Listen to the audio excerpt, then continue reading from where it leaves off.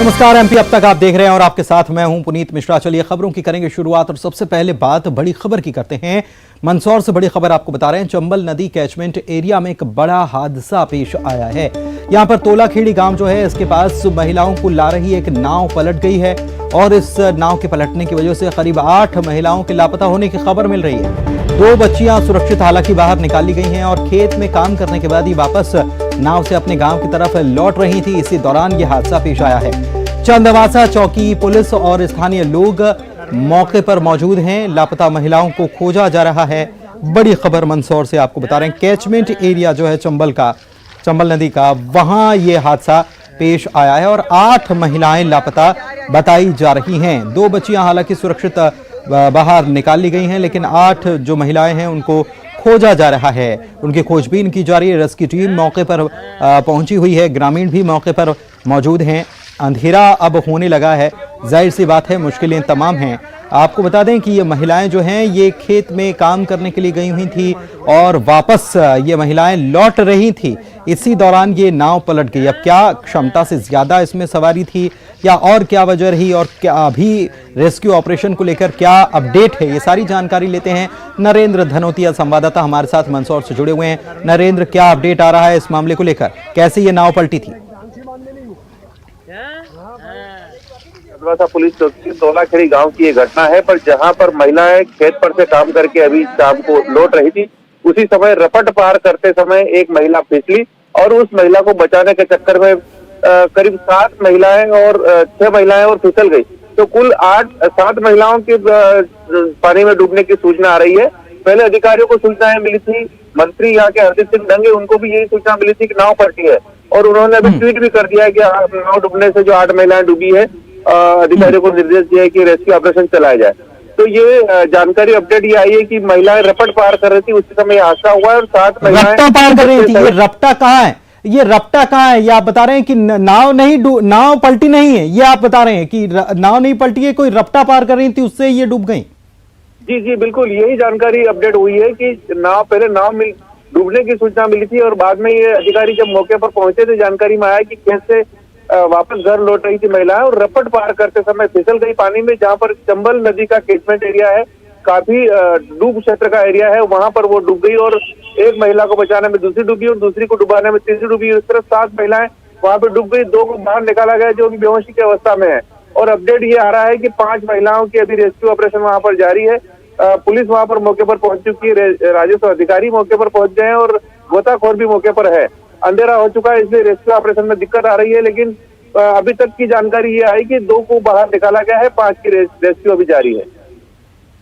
ठीक है, 5 की रेस्क्यू जारी है, 2 को बाहर निकाला गया है, ये आप बता रहे हैं। क्या और महिलाएं थी वहां पर जब ये हादसा हुआ? आप बता रहे हैं कि रपटा पार कर रहे थे, तो रपटे के आसपास कुछ रेलिंग या ऐसी कोई जगह नहीं थी और पानी भी बहुत गहराई बहुत ज्यादा है, नरेंद्र, ये मान लें? जी बिल्कुल, ऐसा ही जो गांव खेत पर जाते हैं और गांव ये डूब का जो एरिया है, चंबल नदी का डूब का एरिया है, गांधी सागर बांध का जो कैचमेंट एरिया है, उसका पानी गांव तक आ जाता है और गांव में जो खेत पर जाने वाले लोग हैं वो इन्हीं का सहारा लेते हैं, या तो नाव में जाते हैं या पैदल जाते हैं। और ये महिलाएं खेत से लौट रही थी जब वहाँ रपट पार करके आ रही थी और उसी समय फिसल गई और ये बड़ा हादसा हो गया है। तो आसपास के लोगों ने जब देखा और सूचना दी तो अधिकारियों को ये सूचना मिली, मंत्री हरदीप सिंह डंग को ये सूचना मिली कि नाव डूब गई है और वहां पर रेस्क्यू ऑपरेशन चलाया जाए। उन्होंने अपना ट्वीट भी इस पर किया है। अधिकारी भी पहले ये सूचना मिली कि वहां मौके पर पहुंचे, हमारी बात हुई थी कि नाव डूबने की सूचना है। ये जानकारी ठीक है नरेंद्र, बहुत शुक्रिया आपका। इस जानकारी के लिए नजर आप बनाए रखें। और ये जानकारी जो पहले आ रही थी कि नाव पलटी है, नाव नहीं पलटी है, नाव नहीं पलटी है, रपटा पार कर रही थी, रपटा पार कर रही थी और उसके बाद एक महिला का पैर फिसला, एक महिला गिरी और उसको बचाने के चक्कर में 7 महिलाएं डूब गईं। 2 को निकाल लिया गया बेहोशी की हालत में, लेकिन 5 को अभी भी खोजा जा रहा है। ये अपडेट अभी हमारे सहयोगी दे रहे थे। चलिए बढ़ते हैं आगे और बात अब अगली खबर की करते हैं। केंद्रीय गृह मंत्री अमित शाह ने भोपाल से आज बड़ी सौगात दी। लाल परेड ग्राउंड में अमित शाह ने हिंदी में, जी हां, हिंदी में MBBS की किताबों का विमोचन किया। अमित शाह ने हिंदी में कोर्स तैयार करने के लिए सीएम की तारीफ भी की। अमित शाह ने देश के दिल से बड़ी सौगात दी है। भोपाल के लाल परेड ग्राउंड पर आयोजित कार्यक्रम में केंद्रीय गृह मंत्री ने एमबीबीएस की पुस्तकों का विमोचन किया। एमपी में देश का पहला राज्य बन गया है जहां मेडिकल की पढ़ाई अब हिंदी में भी होगी। इस ऐतिहासिक पल के गवाह छात्र भी बने। कार्यक्रम को संबोधित करते हुए अमित शाह ने पीएम मोदी की नई शिक्षा नीति के लिए तारीफ की। साथ ही पीएम की इच्छा के अनुरूप हिंदी को अहमियत देने के लिए सीएम की भी तारीफ की। भारत के शिक्षा क्षेत्र के लिए बहुत महत्वपूर्ण दिन है। जब भी आने वाले दिनों में इतिहास लिखा जाएगा, आज के दिन को सुवर्ण के अक्षरों से लिखा जाएगा। मित्रों, सुवर्ण अक्षरों से। देश में शिक्षा क्षेत्र के पुनः जागरण का क्षण है। एक क्षण देश में शिक्षा क्षेत्र के पुनः निर्माण का क्षण है। मुझे आज गर्व होता है कि भारतीय जनता पार्टी की शिवराज सिंह सरकार ने देश में सबसे पहले मेडिकल की शिक्षा हिंदी में शुरू कर मोदी जी की इच्छा की पूर्ति की है। वहीं सीएम शिवराज ने कहा कि अंग्रेजी भाषा की गुलामी से मुक्ति का दिन है। सीएम ने आजादी के बाद माहौल ऐसा बना दिया था जो अंग्रेजी के अनुकूल था। काम तो आजादी के बाद ही हो जाना चाहिए था। उनने पाप किया था जिनके जिम्मेदारी थी आजादी के बाद सरकार चलाने की। अंग्रेज चले गए लेकिन अंग्रेजी का गुलाम बना के इनने भारत को रखा। मानसिकता ऐसी बना दी कि अंग्रेजी के बिना कुछ हो ही नहीं सकता। उनका तन अंग्रेजी था, उनका मन अंग्रेजी था, उनका जीवन अंग्रेजी था और उनने वातावरण ऐसा बना दिया कि अंग्रेजी बोलोगे तो हिम्मत, इज्जत बढ़ जाएगी। एमबीएम कॉलेज मोतीलाल विज्ञान एमबीएम हो गया, महारानी लक्ष्मीबाई एमएलबी हो गया और गांधी मेडिकल कॉलेज जीएमसी हो गया। एमपी में अब हिंदी से एमबीबीएस करने वाले की अलग से मेरिट लिस्ट बनाई जाएगी। यही नहीं, डॉक्टर आरएक्स की जगह श्री हरि लिखकर मेडिसिन प्रेस्क्राइब करेंगे। भोपाल के बाद केंद्रीय गृह मंत्री ग्वालियर पहुंचे। ग्वालियर में अमित शाह ने नए एयरपोर्ट का शिलान्यास किया। इसके साथ ही मेला ग्राउंड में एक विशाल जनसभा को संबोधित किया। कार्यक्रम में केंद्रीय मंत्रियों के अलावा सीएम शिवराज सिंह चौहान ने भी शिरकत की।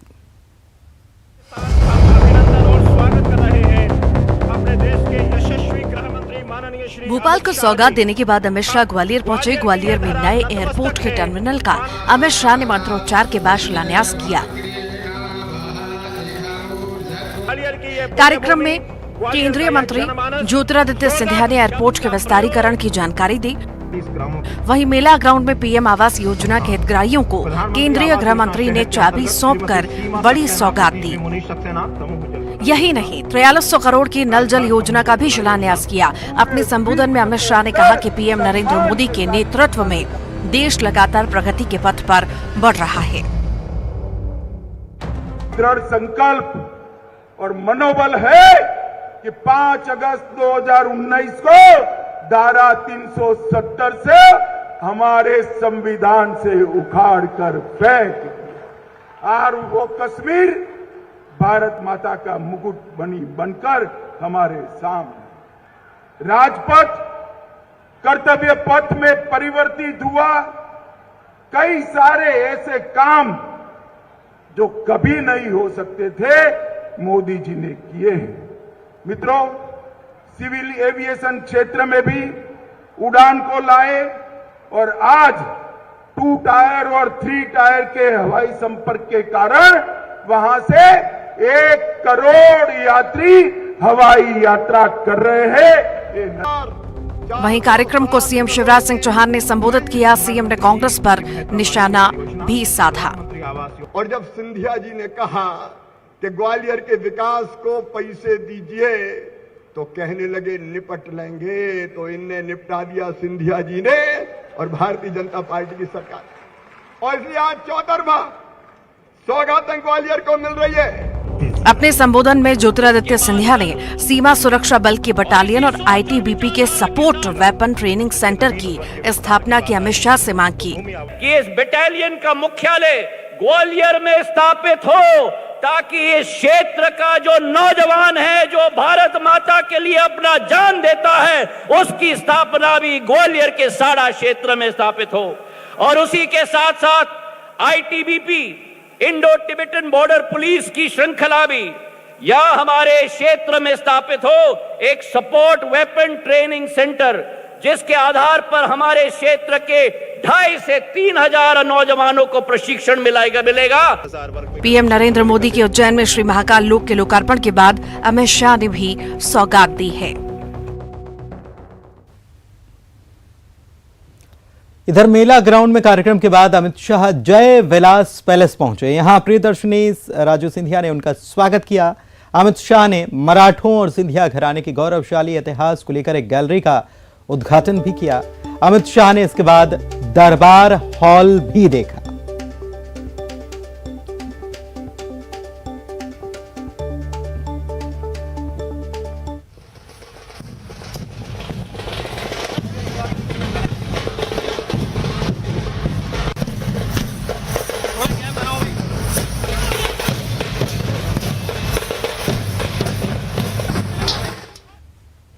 भोपाल और ग्वालियर में बीजेपी के कार्यक्रम पर पूर्व मंत्री सज्जन सिंह वर्मा निशाना साध रहे हैं। उन्होंने बीजेपी नेताओं को झूठ की मशीन बताया और कहा कि ग्वालियर और चंबल में बीजेपी के खिलाफ माहौल है। सज्जन सिंह वर्मा ने कहा कि 2023 में कांग्रेस से ग्वालियर चंबल में अच्छा प्रदर्शन कांग्रेस करेगी। कांग्रेस ने कोई योजना बंद नहीं की। कांग्रेस ने हर अच्छी योजनाओं को सपोर्ट करके उनको बढ़ावा दिया। इतने डरे हुए हैं अमित शाह, जनता से ये हाथ जोड़ के बोल रहे हैं कि अब की गलती मत करना। अरे जो बीज तुम बो के गए हो, देखिए जहाँ सिंधिया रहते हैं उसी क्षेत्र से जहाँ उनका महल है, हमारा कांग्रेस का एमएलए जीता है अभी। तो आपने जो बीज बोए हैं जाति पाति के, भेदभाव के, ऊंच नीच के, तो वो परिणाम तो आपको भोगना पड़ेंगे। और ग्वालियर चंबल संभाग में जबरदस्त तरीके से बूम आया हुआ, पिछले बार के अपेक्षा और ज़्यादा सीटें हम वहाँ से जीतेंगे। तो अमित शाह समझ गए कि यहाँ बीजेपी की जमीन खोखली हो चुकी। कांग्रेस अध्यक्ष पद के लिए चुनाव कल होना है। सुबह 10 बजे से यह चुनाव शुरू हो जाएगा। चुनाव की वोटिंग शुरू हो जाएगी और इसके लिए पीसीसी ने सभी डेलीगेट्स को फोटो परिचय पत्र के साथ आने के लिए कह दिया है। आपको बता दें कि 2 कैंडिडेट्स मैदान में हैं, किनके बीच मुकाबला है। मल्लिकार्जुन खड़गे और शशि थरूर, इनके बीच में ये मुकाबला है। मध्य प्रदेश के भी अगर डेलीगेट्स की संख्या की बात की जाए तो 502 डेलीगेट्स हैं जो चुनाव में मतदान करने वाले हैं और 3 पोलिंग बूथ बनाए गए हैं भोपाल पीसीसी दफ्तर में।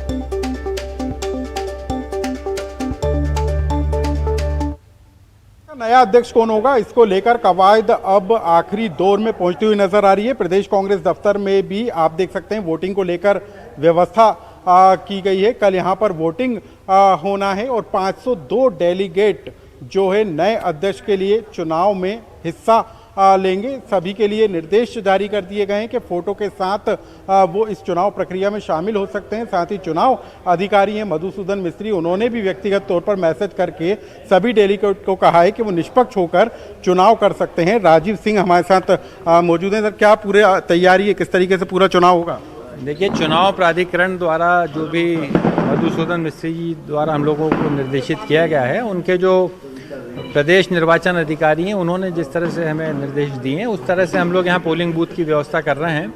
हमारे यहाँ पे 3 पोलिंग बूथ बनाए जाएंगे क्योंकि 500 की संख्या है हमारे 502 की, तो 5 उनको हम चाहते हैं कि 150 लोग एक बूथ पे ज़्यादा भीड़ ना लगे क्योंकि 10 से 4 बजे तक का समय है, तो इसलिए हम 3 बूथ यहाँ पर बना रहे हैं। ऐसा निर्देश हमें प्राप्त हुआ था, तो अभी उसकी तैयारी हम लोग यहाँ पर कर रहे हैं। तो 502 डेलीगेट्स हैं वो चुनाव प्रक्रिया में हिस्सा लेंगे और इसी को लेकर पोलिंग बूथ यहां पर तैयार किए गए हैं। सुबह 10 बजे से लेकर शाम के 4 बजे तक ये पूरी चुनाव की प्रक्रिया होगी और इसी में व्यवस्थित तरीके से चुनाव हो सके, इसी को लेकर पीसीसी दफ्तर में खास इंतजाम किए गए हैं। कैमरा पर्सन खिलान के साथ अनुराग श्रीवास्तव, न्यूज़ 18 भोपाल।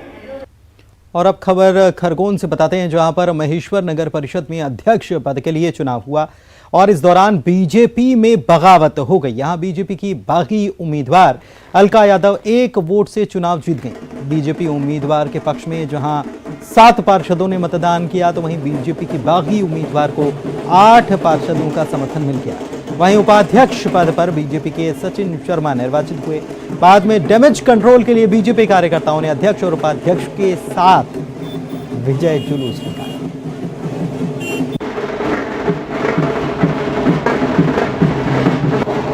मैं सबका धन्यवाद करना चाहती हूँ और हमारा एक ही लक्ष्य है, महेश्वर का विकास। बस धन्यवाद। जीत का श्रेय किसको देंगे आप? जनता को, पार्षदगण को, सभी को। ये भारतीय जनता पार्टी और नरेंद्र मोदी और शिवराज सिंह चौहान का विश्वास और उनका जो जन जन की भावना में जो देश के लिए काम करा और जो नगर विकास के लिए काम करा, इससे उपाध्यक्ष पद के लिए मैं विजय यहाँ पे हुआ हूँ।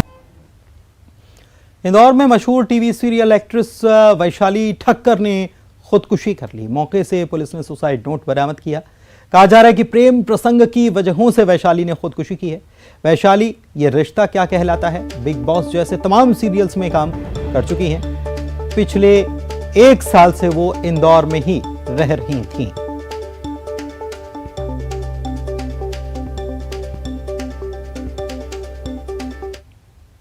क्षेत्र में एक सूचना मिली थी जिसमें पता चला था कि एक वैशाली ठाकुर नाम की टीवी एक्ट्रेस जिनका उम्र कुछ 29 साल है, उन्होंने अपने आप को फांसी लगा के उन्होंने सुसाइड कर लिया है। तो उस पर हम लोग घटनास्थल पे पहुंचे और वहां पर हमने उनकी जो भी लिगेचर जो मटेरियल जिसमें उन्होंने फांसी लगाई थी और जो उनकी जो पर्सनल बिलोंगिंग्स को अपन ने सर्च किया, जिसमें से अपने को उनका सुसाइड नोट भी मिला है। और इस सुसाइड नोट में जो है उन पे जो पढ़ के ये लग रहा है कि वो उनको हरास किया जा रहा था, वो परेशान थी और जिसके द्वारा उनको हरास किया जा रहा था, तुरंत उन पर कार्रवाई भी की जाएगी। परिजनों से बहुत ज़्यादा पूछताछ अभी नहीं की थी क्योंकि वो अभी स्टेट ऑफ शॉक में है, क्योंकि उनको एक बहुत बड़ा नुकसान हुआ है। तो जैसे वो अपना कार्यक्रम और रिचुअल्स भी कर रहे थे, तो अभी उनका रिचुअल जैसे खत्म होगा तो फिर से हम उनसे पूछताछ शुरू करेंगे। और खरगोन से इस वक्त की बड़ी खबर आपको बता रहे हैं। 2 हथियार तस्कर गिरफ्तार किए गए हैं। इनके पास से 4 पिस्टल और 5 जिंदा कारतूस बरामद किए गए हैं। इनकी कोर्ट में पेशी भी की गई है। पुलिस रिमांड पर अब इन आरोपियों को भेजा गया है ताकि इनसे और पूछताछ में जानकारी निकल कर आ सके।